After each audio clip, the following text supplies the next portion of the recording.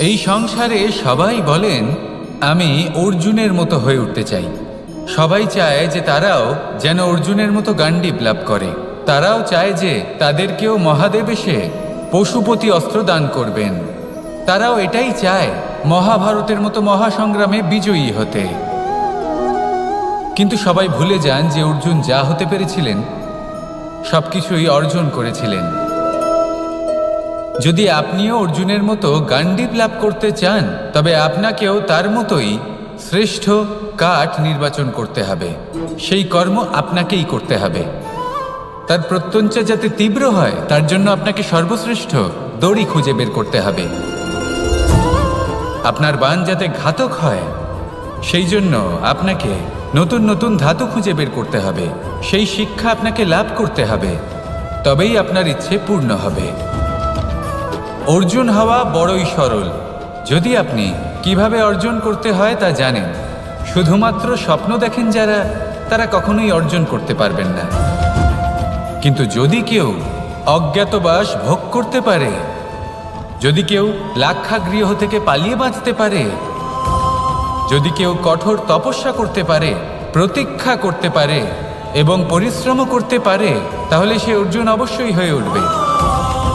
যদি আপনি অর্জুন হয়ে উঠতে চান তাহলে কর্ম করতে শিখুন আর আমার সাথে ভালোবেসে বলুন রাধা রাধা।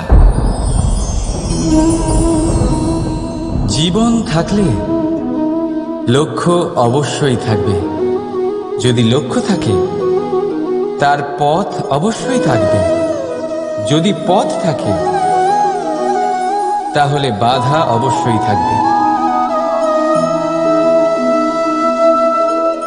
আর এর উপরেই নির্ভর করে যে আমরা জীবনে সফল হব না অসফল, পুরস্কারের ভাগীদার হব নাকি তিরস্কারের। মনে করুন আপনাকে একটা কাজ করতে হবে, আপনাকে পর্বত আরোহণ করতে হবে, আর সেই পথের ঢাল আপনাকে একাধিকবার ফেলে দেবে। পাথর আপনাকে একাধিকবার আহত করবে। এই অবস্থায় কি করবেন? সাধারণ মানুষ বেছে নেয় প্রতিশোধ। সেই পর্বতকে নষ্ট করে দেওয়ার চিন্তা ভাবনা করে, তার ভিতকে নড়িয়ে দেওয়ার কথা ভাবে সেই মানুষ। কিন্তু পর্বতকে তো কেউ নষ্ট করতে পারে না। তাই অসফল হওয়ার সাথে সাথে কুখ্যাতিরও ভাগীদার হয়ে যায় সে। দ্বিতীয় পথ হল পরিবর্তন।